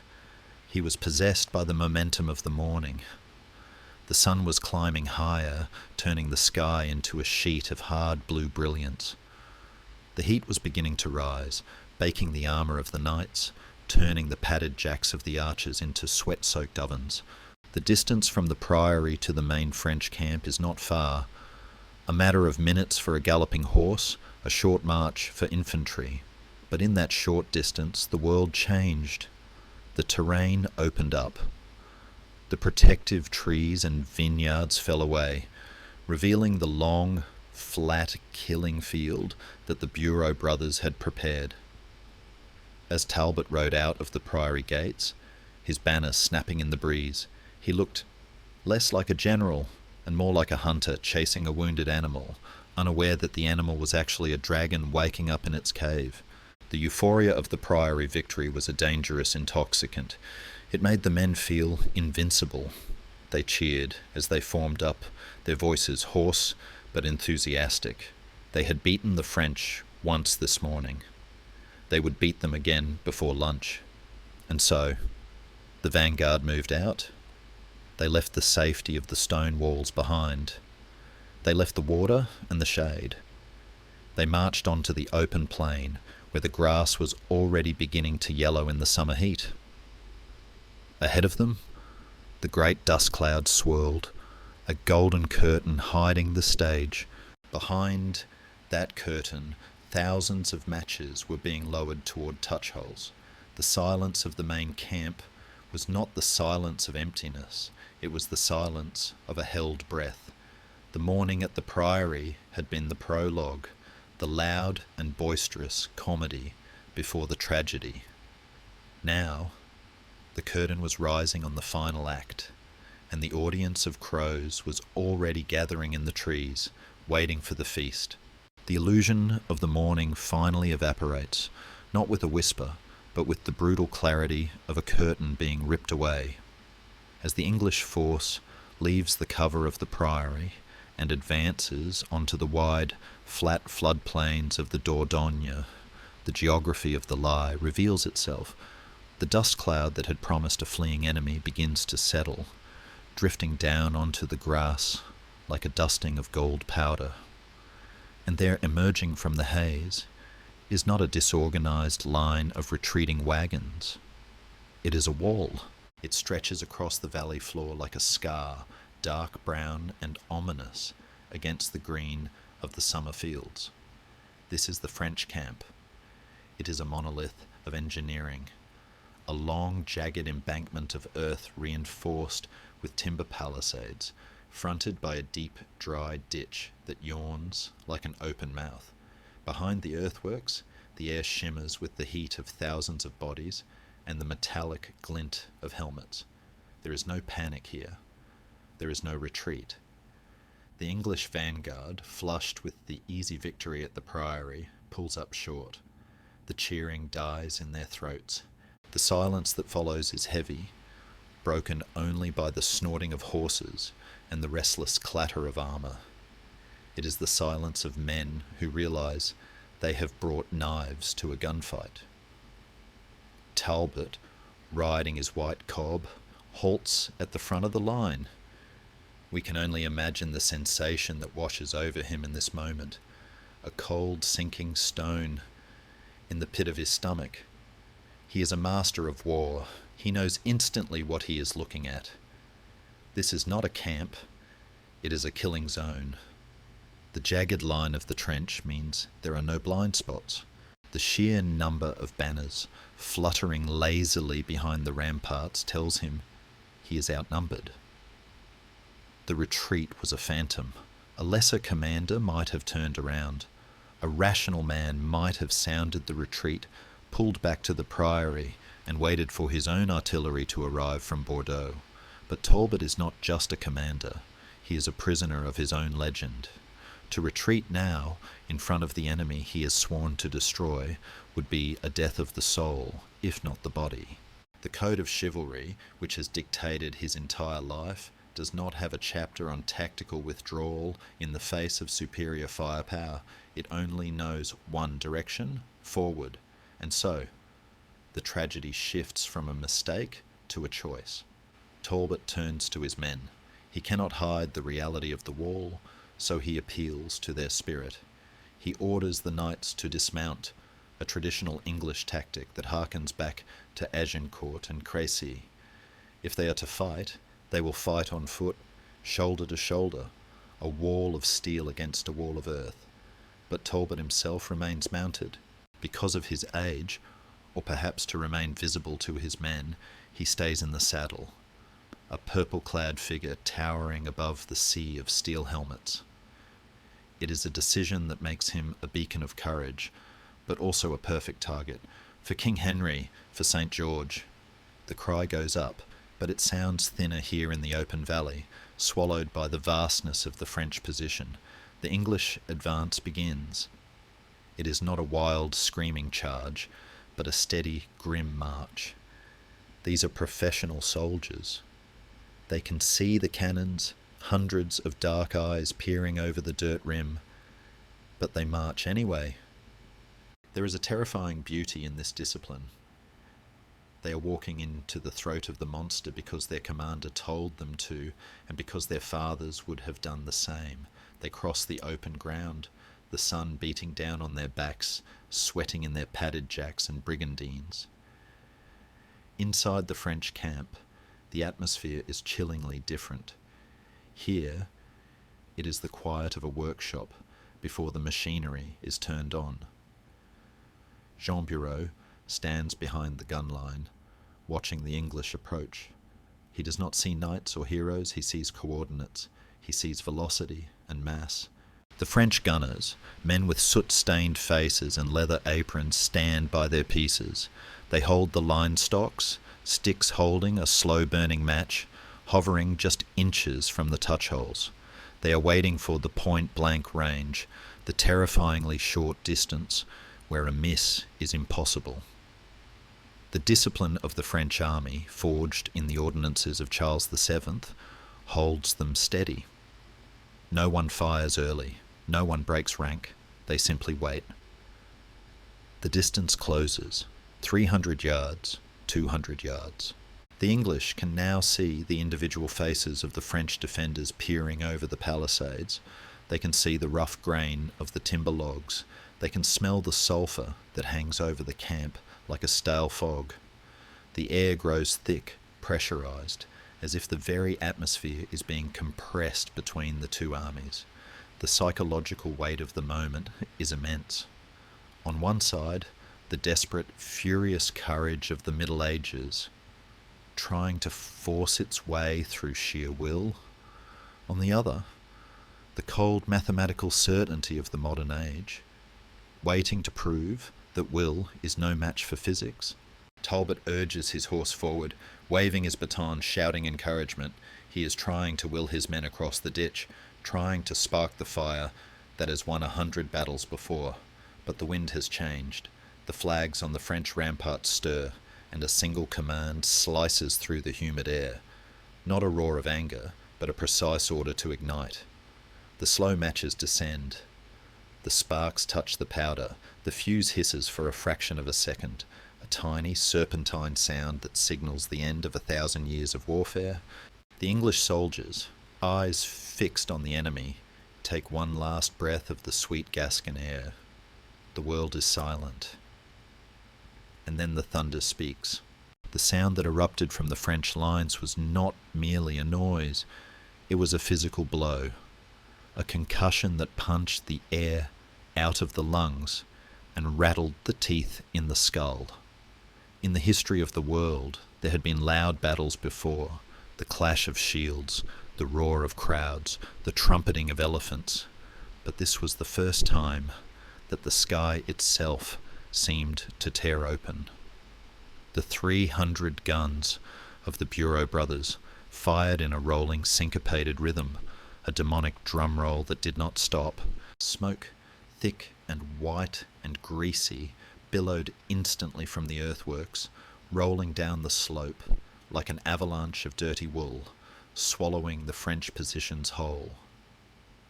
For the English soldiers in the vanguard, the enemy simply disappeared, replaced by a wall of grey fog that flashed with angry orange lightning, and out of that fog came the hail.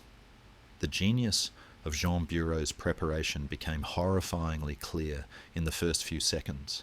The cannons were not firing high arcs to knock down distant towers. They were firing straight and low, skimming the heads of the daisies. The iron shot ploughed through the English ranks with a kinetic energy that no armour, no matter how well tempered by a Milanese smith, could withstand. Plate armour designed to deflect the glancing blow of a sword or the point of a lance shattered like porcelain under the impact of a cannonball. Men were not just killed, they were erased. The Ribaldicans, those multi-barreled organ guns, sprayed the field with showers of lead and scrap metal, acting like giant shotguns that turned the neat, disciplined formations of the English vanguard into a chaotic, screaming ruin. There is a grim, scholarly fascination with the ballistics of this moment. Historians note that the zigzag pattern of the French trenches allowed for enfilade fire, meaning the guns were positioned to shoot down the length of the English line rather than just at its front. This meant that a single cannonball, if the angle was right, could tear through 5 or 6 men before it lost momentum. It was a geometry of slaughter. The English, trained in the chivalric tradition of face-to-face combat, were suddenly fighting a mathematical equation. They were fighting vectors and velocity. Yet, and this is where the human spirit defies the logic of survival, they did not turn and run. Not yet. These were the veterans of the 100 Years' War, men who had grown up on stories of Agincourt, where the few stood against the many. They believed in the miracle of English stubbornness, lowering their heads against the iron storm. Like men walking into a gale, they pushed forward. They stepped over the bodies of their comrades, slipping on blood and grass, driven by the shouting of their captains and the frantic, desperate hope that if they could just reach the ditch, if they could just touch the enemy with their swords, the nightmare would end. They were trying to turn a gunfight back into a sword fight. Talbot, visible above the smoke on his white cob, was a miracle of survival. Iron sang past him, tearing the air, but he remained untouched, a charmed figure in a purple coat riding through hell. He shouted orders that few could hear over the din, urging his banner-bearer forward. "To the ditch! To the ditch!" was the cry, and remarkably, some of them made it. A group of English men at arms, led by the ferocious Lord Lisle, Talbot's son, managed to cross the fire-swept zone and reach the edge of the French earthworks. They scrambled down into the dry moat and tried to climb the timber walls. For a brief, flickering moment, it looked as if the old courage might actually work. Hand-to-hand combat erupted along the palisades. Axes hacked at the wooden stakes. Swords clashed against the pikes of the French defenders who stabbed downward from the safety of the ramparts. The smoke was so thick that men fought shadows, striking at shapes in the gloom, guided only by the colour of a surcoat or the shout of a language. But the Bureau brothers had accounted for courage too. The French camp was not just a line of guns, it was a machine with moving parts. As the English infantry clustered in the ditch, trying to scale the wall, the French gunners simply adjusted their aim or switched to smaller caliber weapons, hand culverins and arquebuses, firing point blank into the mass of struggling men below. It was less a battle and more an industrial disposal. The Battle of Castillon was quickly revealing itself to be a misnomer. Battles imply a contest. This was a meat grinder. The sensory experience of this moment is difficult for us to fully grasp in our quiet modern lives. Imagine the smell, not just the rotten egg stench of black powder, but the metallic tang of blood, the bowels of dying horses, the sweat of terror, all baking in the July heat. The noise was constant, a roar that deafened the ears and left men isolated in their own heads, hearing only the thud of their own hearts. And through it all, the dust and smoke created a twilight at noon, a claustrophobic grey world where death arrived instantly and without warning. There is a tragic irony in the weaponry used. The English longbow, the weapon that had defined their dominance for a century, was present on the field, but it was rendered impotent. The English archers, usually the queens of the battlefield, could not see their targets through the smoke and earthworks. Their arrows, which had decimated the French nobility at Agincourt, bounced harmlessly off the thick dirt walls of the French camp. The tables had turned completely. The missile weapon was now the master, but it was a French missile powered by chemistry, not English yew. The age of the archer was dying in that ditch, suffocated by the fumes of saltpetre. Talbot, seeing the attack stall, must have felt the cold hand of reality closing around his heart. The cowardly French were not running.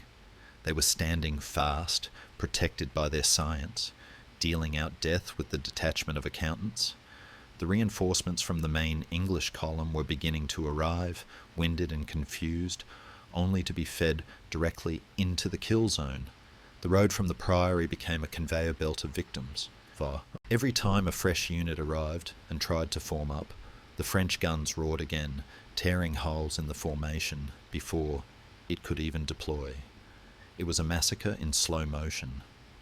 The English were trapped in a loop of bravery and futility. They could not go forward, for the wall was impregnable. They could not go back, for their honour and their commander would not allow it. So they stayed and died. There is a moment in the heat of battle where the collective mind of an army realizes that the day is lost, a subtle shift in frequency where determination turns to desperation. That moment was approaching for the English. The pile of bodies in the ditch was growing high enough to serve as a ramp, but no one could climb it. The French, emboldened by the effectiveness of their trap, began to jeer from the walls, their confidence growing with every volley. The Talbot mystique, that invisible shield that had protected the English for so long, was being chipped away, piece by bloody piece. The lion roared, but the thunder roared louder, and as the sun climbed to its zenith, beating down on the steel and the blood, the old world of knights and banners began to dissolve into the red mud of the Dordogne, ground into dust by the relentless, unfeeling pestle of the future. The trap had snapped shut. The only question now was how long the prey would thrash before the end. The sun hung high and cruel in the sky, a silent spectator to the carnage below. The battle had raged for over an hour, an eternity in the high-intensity violence of hand-to-hand combat. The English force, battered and bleeding, was no longer an army. It was a stubborn knot of defiance clinging to the edge of the French earthworks. The initial roar of the artillery had subsided into a sporadic, rhythmic pounding as the French gunners picked their targets with chilling economy. But the slaughter was far from over. It was merely changing tempo. We now focus our lens on the centre of this swirling chaos, on the one man who held the collapsing English spirit together, John Talbot. The Earl of Shrewsbury was no longer the dashing figure in purple velvet who had ridden out of Bordeaux. He was a beacon in a storm, his coat stained with dust and smoke, his face a mask of grim determination. He rode back and forth along the wavering line, his voice cracked from shouting, urging his men to hold, to push, to believe. "One more heave," he might have cried, pointing his baton toward the French palisades. "They bleed as we do." But even his immense charisma was fighting a losing battle against the laws of physics. The English soldiers were exhausted. They were fighting uphill, in the heat, against an enemy who was fresh, protected, and armed with weapons that tore through shields like paper. It was in this moment of teetering balance that the tragedy of the father and son played out, a scene that has been immortalized by poets and chroniclers, though its exact details blur the line between history and myth. Lord Lisle, Talbot's son, had fought with the ferocity of a lion cub, trying to impress the Pride leader. But the odds were insurmountable. Seeing the hopelessness of the situation, Talbot reportedly rode to his son. "The day is lost," the old man is said to have told him. "I am old, and my life is of little value. But you are young. Save yourself, my son. Ride back to Bordeaux and live to fight again. It is the classic plea of the parent. Let me be the sacrifice." But Lord Lisle, bound by the same rigid code of honour that had brought them to this field, refused. "I will not leave you, father," he replied. "I will live and die with you." Whether these words were spoken in the din of battle or invented later to soften the blow of defeat, the sentiment rings true to the age. They chose to stay. They chose the romantic death over the pragmatic retreat, and the cost of that choice was about to be paid. The end of John Talbot did not come in a duel with a worthy adversary. It did not come with a sword thrust from a noble duke. It came with the impersonal brutality of the new age. As Talbot rallied his men for one final desperate stand, a culverin, a small cannon, fired from the French lines. The shot, a ball of iron no larger than an apple, struck Talbot's horse. The white cob, the faithful beast that had carried him since morning, shattered. It collapsed instantly, pinning the 80-year-old commander beneath its crushing weight.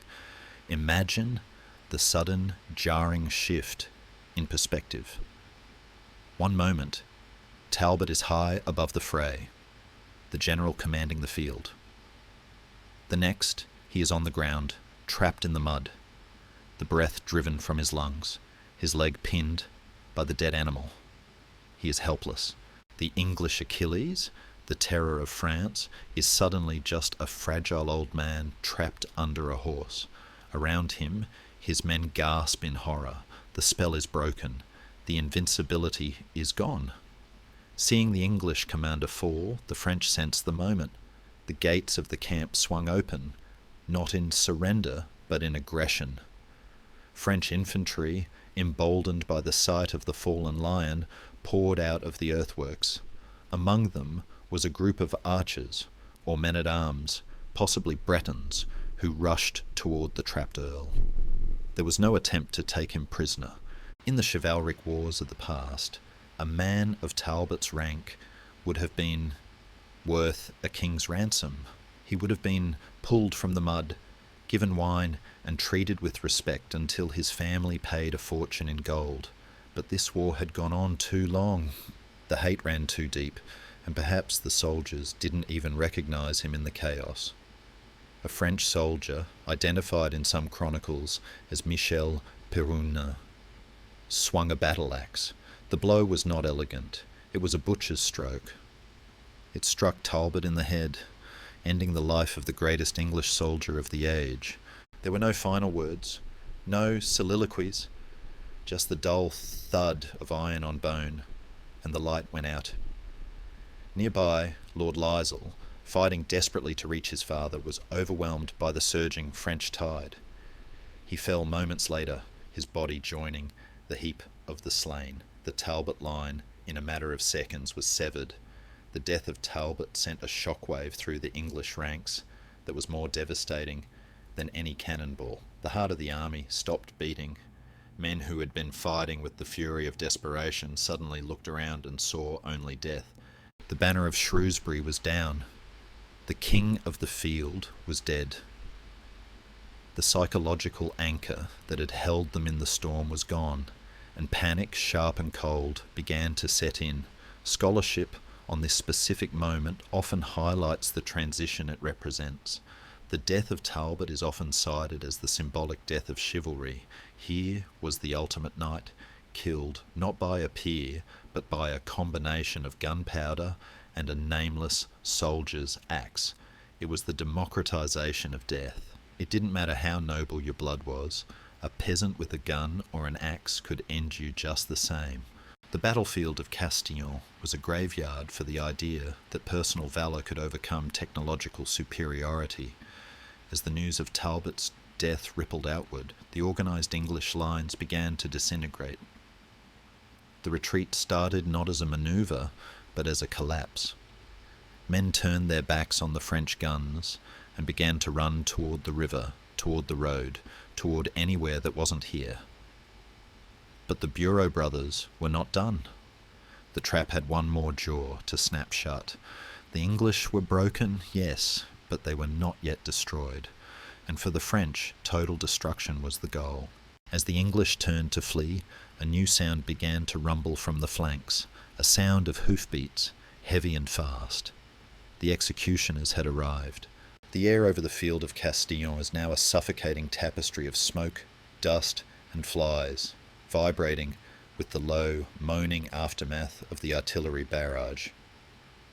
The English army, decapitated by the death of Talbot, is a beast, writhing in its death throes. But military disasters rarely happen all at once. They cascade. Just as the English infantry begins to stagger back, their cohesion dissolving like sugar in hot water, a new sound cuts through the din. It is not the boom of cannons this time, nor the crack of handguns. It is a sound older than the Roman Empire, a sound that vibrates in the marrow of the bone, the deep, rhythmic drumming of thousands of hooves on hard turf. To the north of the battlefield, hidden by the rolling terrain and the fixation on the main camp, a second French force has been waiting. These are the Bretons, led by the Counts of Penthièvre and Montauban. This cavalry force was the hidden dagger in Charles VII's cloak, while the Bureau brothers provided the anvil with their guns. The Bretons were the hammer. And now, seeing the English line waver, the hammer falls. They crest the ridge in a wave of steel and silk, 1,000 mounted knights in full-plate armour, their lances lowered, their horses fresh and frothing for the charge. The sight is magnificent and terrifying, a living landslide of metal crashing down onto the exposed flank of the exhausted English army. There is a cruel irony here.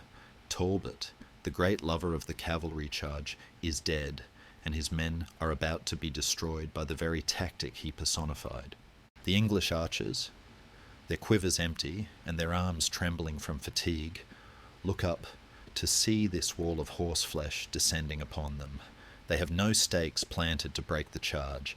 They have no formation to repel it. They are naked before the storm. The impact is seismic. The Breton cavalry slams into the English flank with the force of a tidal wave hitting a sandcastle. The crunch of wood splintering, metal buckling, and bodies breaking is audible, even over the shouts of the dying. The English line does not just bend, it shatters. Men are trampled under iron-shod hooves, skewered on lances, or simply bowled over by the sheer kinetic mass of the charge. The discipline that had held them together through the artillery fire evaporates instantly. Panic, the ultimate contagion of the battlefield, takes total control. This moment marks the shift from battle to butchery. A retreat, when done in order, is a military maneuver. A rout is a hunt. The English soldiers, realizing that fighting is useless, turn and run. But where can they go? The geography that Talbot had hoped to use as a shield now becomes a cage. Behind them lies the river Dordogne, wide and deep. To their side is the river Lidoire. They are boxed in.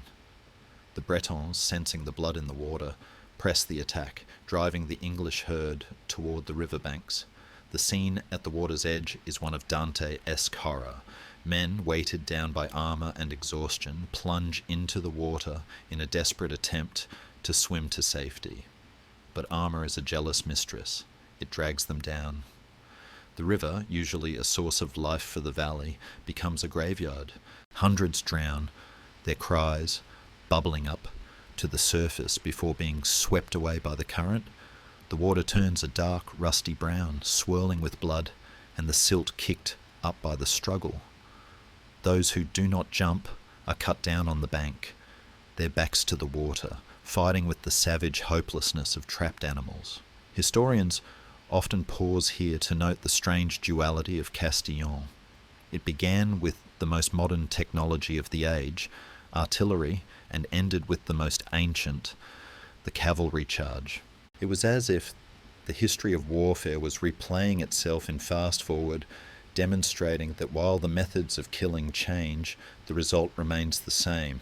The Bureau brothers had softened the target, but it was the Breton knights who finished the job. It was a perfect synthesis of the old and the new, a collaboration that the English, stuck in their singular mode of thinking, could not withstand. There is a particular tragedy for the Gascon allies of the English in this rout. For the English soldiers, this was a foreign field. For the Gascons, it was their home. They were dying in their own backyards, fighting for a cause that was already lost. Many of the local lords who had welcomed Talbot with wine just months earlier were now lying face down in the mud. Their lands forfeit, their titles erased. The golden autumn had ended in a harvest of corpses. As the sun begins its long descent into the west, casting long, distorted shadows across the field, the fighting degenerates into isolated pockets of resistance. A few knots of English men-at-arms, perhaps the personal retinue of a fallen lord, stand back to back, fighting until they are overwhelmed. But the army as an entity no longer exists. It has been ground into paste. The French and Breton troops, fueled by the adrenaline of total victory, scour the field, dispatching the wounded, and rounding up the few lucky enough to be worth a ransom. But there are few ransoms today. The mood is too dark, the animosity too high. The noise of the battle begins to change. The roar of the guns has long since ceased. The thunder of the hooves slows to a trot. The shouting fades into the low, pervasive moaning of the injured, a sound that has been described as the hum of the battlefield, a terrible organic vibration that hangs in the air. The scavengers begin to appear, not just the crows, but the camp followers, moving among the dead to strip them of armour, rings, and boots. A knight who spent a fortune on a suit of Milanese plate becomes just another naked body in the grass. Talbot's body remains where it fell, lost in the crush, unnoticed for the moment. The man who was once the most famous soldier in Europe is now just part of the debris, equal in death to the humblest archer. The English Achilles has no funeral pyre, only the cold comfort of the earth he tried to conquer. In the distance, the walls of Castillon, the town that started it all, stand silent. The garrison inside, who had watched the battle with bated breath, now knows that no rescue is coming. They lower their heads. The hope that had marched up the road that morning has been extinguished. The road back to Bordeaux is empty of English soldiers, save for the few stragglers limping through the vineyards, casting fearful glances over their shoulders.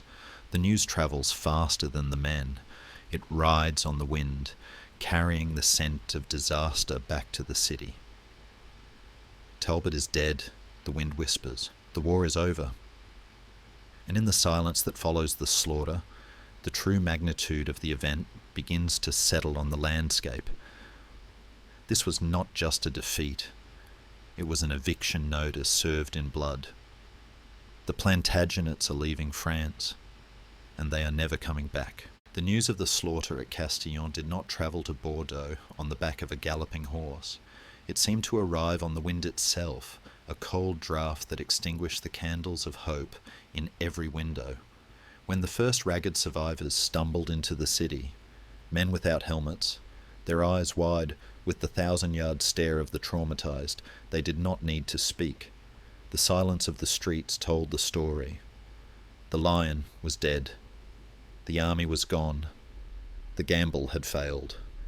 For the jurates and the merchants who had conspired to bring Talbot back, the realization was a physical blow. They were no longer the proud liberators of their province. They were rebels waiting for the hangman. The wine in their cellars, once destined for the tables of London, now tasted like vinegar. They knew, with the grim certainty of men who understand power, that Charles VII would not be as forgiving this time. The King of France did not rush to Bordeaux. He did not need to. He moved with the slow, crushing inevitability of a glacier. He allowed the news of Castillon to ferment, to rot the morale of the city from the inside out. He brought his army down the river valley, capturing the outlying towns one by one, tightening the noose. By late summer, the siege of Bordeaux began. But this was not a siege of ladders and boiling oil. It was a siege of presence. Charles brought the Bureau brothers. He brought the guns. He positioned them around the city walls, not firing, just watching. It was a psychological checkmate. The citizens of Bordeaux looked out from their ramparts and saw the same black iron mouths that had devoured Talbot. They knew that their medieval walls, built to withstand trebuchets, would crumble like dry bread before these modern monsters. Hunger began to stalk the streets. The golden autumn turned into a starving winter. The English garrison, now leaderless and demoralized, had no will to fight. They were far from home, in a city that was slowly turning against them as the pangs of hunger outweighed the bonds of loyalty. The dream of Aquitaine was dying, not with a bang, but with a whimper of empty bellies. In October 1453, 3 months after the battle, the end came. It was not marked by a final heroic charge, but by the scratching of a quill on parchment. The city surrendered. Charles VII, displaying the calculated pragmatism that defined his reign, was harsh but not vengeful. He wanted the city, not a graveyard. He imposed a massive fine, 100,000 gold crowns, a sum that drained the wealth of the merchant class for a generation.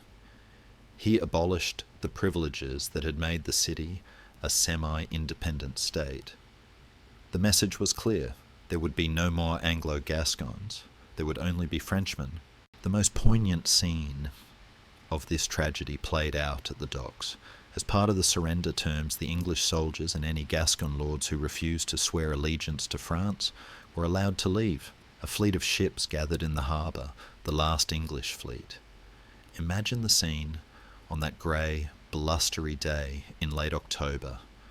The quays were crowded with men, women and children, carrying their lives in chests and bundles. Families were torn apart. Brothers said goodbye to brothers, one choosing exile in cold, rainy England, the other choosing submission in the sunny vineyards of France. It was a divorce after a 300-year marriage.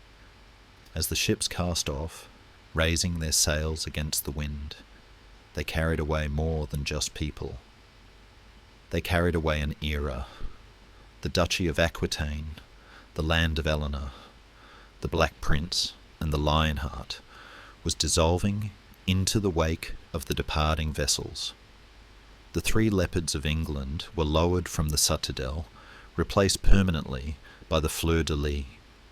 For the people standing on the shore, watching the sails dip below the horizon, it must have felt like the end of the world. They were witnessing the death of their history. The English connection, which had defined their economy, their culture, and their identity for 3 centuries, was severed. There is a scholarly debate about whether this moment truly marked a catastrophic economic collapse for Bordeaux or merely a painful realignment. While the wine trade with England suffered immediately, history shows it eventually recovered, though it was never quite the same political romance it had been. But in 1453, it felt like ruin. The city turned its back on the sea and looked inward toward Paris, a reluctant subject of a new centralized nation. The 100 Years' War was over. The English were gone, retaining only a tiny toehold in Calais, hundreds of miles to the north. But here, in the south, the book was closed. The vine had been pruned violently and completely, and a new, purely French rootstock was grafted in its place. The silence that descends upon a battlefield after the slaughter is not merely the absence of noise, it is a physical weight, a heavy, suffocating blanket that settles over the earth. In the days following July 17th, 1453, The valley of the Dordogne was reclaimed by this silence. The roar of the culverins was gone, replaced by the buzzing of carrion flies and the soft, indifferent rushing of the river. The great dust cloud that had lured Talbot to his doom had settled back into the soil, covering the armour of the dead in a fine golden shroud. Nature, with its infinite patience, began the immediate work of erasure. The grass, trampled into mud by the desperate feet of dying men, began to straighten. The birds, terrified by the thunder of the Bureau brothers' guns, slowly returned to the walnut trees, singing songs that had nothing to do with kings or conquests. In this quiet aftermath, the final grim duties of the living played out. The French soldiers, moving through the carnage with cloths tied over their faces to ward off the smell of decay, sought the body of the English commander. Talbot was found not in a place of honour, but crushed beneath the weight of his horse, his face unrecognisable from the violence of the blow that killed him.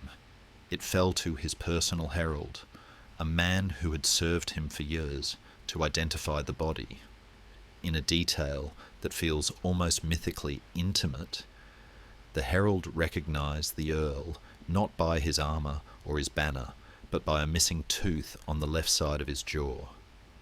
Kneeling in the mud, weeping over the broken form of the English Achilles, the herald reportedly covered the body with his own tunic, whispering, "Lord Master, it is you. I pray to God to pardon your sins. I have been your officer of arms for 40 years and more, and it is time that I should make you some return." It was the final act of feudal loyalty in a world that had just moved on. Talbot was eventually buried on the field, and later a small chapel known as Notre Dame de Talbot was erected on the site. It stood for centuries, a lonely stone sentinel in the middle of the vineyards, marking the spot where the Middle Ages died.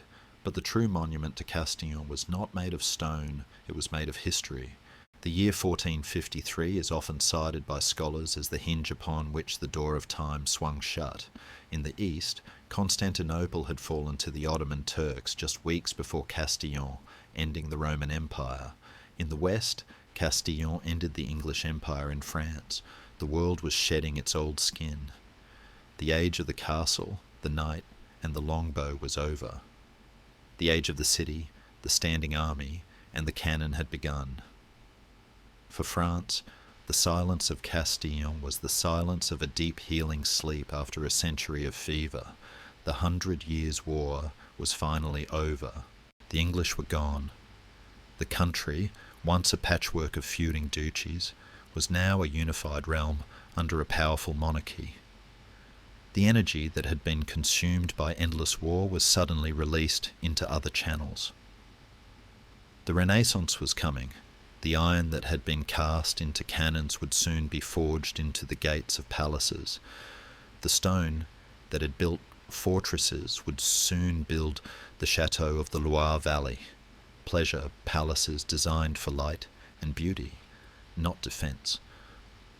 The French mind, sharpened by the necessities of survival, turned toward art, philosophy, and exploration. The nightmare of the war became the fertile soil from which the modern French nation grew. For England, the aftermath was darker. The defeat at Castillon was a trauma that turned the nation inward. The soldiers who returned home, bitter and unemployed, brought the violence of France back with them. The nobility, stripped of their French estates and their glory, turned on each other. Within 2 years, the Wars of the Roses would erupt, plunging England into 30 years of civil chaos. The madness of King Henry VI would deepen, and the crown would roll in the blood and dust of English fields. It was as if the war, denied its outlet across the Channel, had to consume its host. England would eventually emerge from this fire as a Tudor naval power, looking not to Europe, but to the New World. But that was a distant future. For now, there was only the stinging memory of the guns on the Dordogne, As the years turned into decades and decades into centuries, the battlefield of Castillon softened. The earthworks of Jean Bureau, once sharp and deadly, slumped under the rain, becoming gentle grassy mounds that children played upon. The ditch where the English nobility had been slaughtered filled with silt and wildflowers. The farmers returned, planting their vines in the iron-rich soil. It is said that the wine from the fields of Castillon is particularly deep and red, a poetic reminder of the blood that watered the roots. The terrifying park of artillery became a peaceful meadow. The violence was metabolized by the land, transformed into the quiet rhythm of the seasons. Scholars and historians still visit the site, walking the lines of the old camp, debating the exact placement of the guns or the precise trajectory of the charge. They argue about whether Talbot was a hero or a fool, whether the battle was lost by English rashness or won by French genius. But the land does not argue, it simply exists. The river Dordogne flows on, indifferent to the flags that fly above it, carrying the water from the mountains to the sea, just as it did on that hot July day in 1453. The story of Castillon is, in the end, a story about time. It teaches us that nothing, no empire, no way of life, no invincible commander lasts forever. The sun sets on every age. The roar of the cannon eventually fades into the rustle of the wind in the trees. The Great War that defined generations became a chapter in a book, then a paragraph, then a footnote.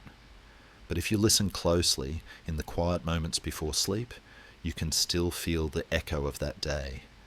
It is the sound of a door closing, heavy and final, shutting out the dark chaos of the medieval night and opening a window to the dawn of the modern world. And now we leave them there. We leave Talbot to his rest beneath the vines. We leave the Bureau brothers to their ledgers and their guns. We leave the kings to their history books.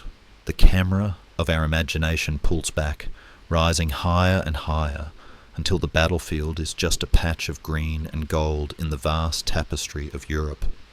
The sun has set. The stars are out. The world is turning, slow and steady, moving away from the fire and into the cool, dark peace of the night. The war is over. The silence has won. And in that silence we find our own rest. And now, as the last echoes of the cannons fade into the deep velvet folds of history, let yourself drift away from the banks of the Dordogne. The heat of that July day has cooled into a gentle, soothing night. The images of knights and banners are softening, blurring like watercolours left out in the rain, dissolving into the peaceful dark behind your eyelids. Feel the weight of the centuries lifting off your shoulders. All the battles, all the urgency, all the noise. It is all in the past, motionless and quiet. You are here, safe in the present, held by the comfort of your own bed. The river of time flows gently around you, a slow, steady current that rocks you deeper into relaxation. Breathe in the stillness. Breathe out the day. There is nothing left to fight, nothing left to solve. The story is finished, the book is closed, and the only sound left is the rhythm of your own breathing, slow and deep. Let the darkness wrap around you like a warm cloak. Let the silence become a soft, heavy blanket. You are drifting, floating, sinking into the calm, quiet space where history sleeps sweet dreams.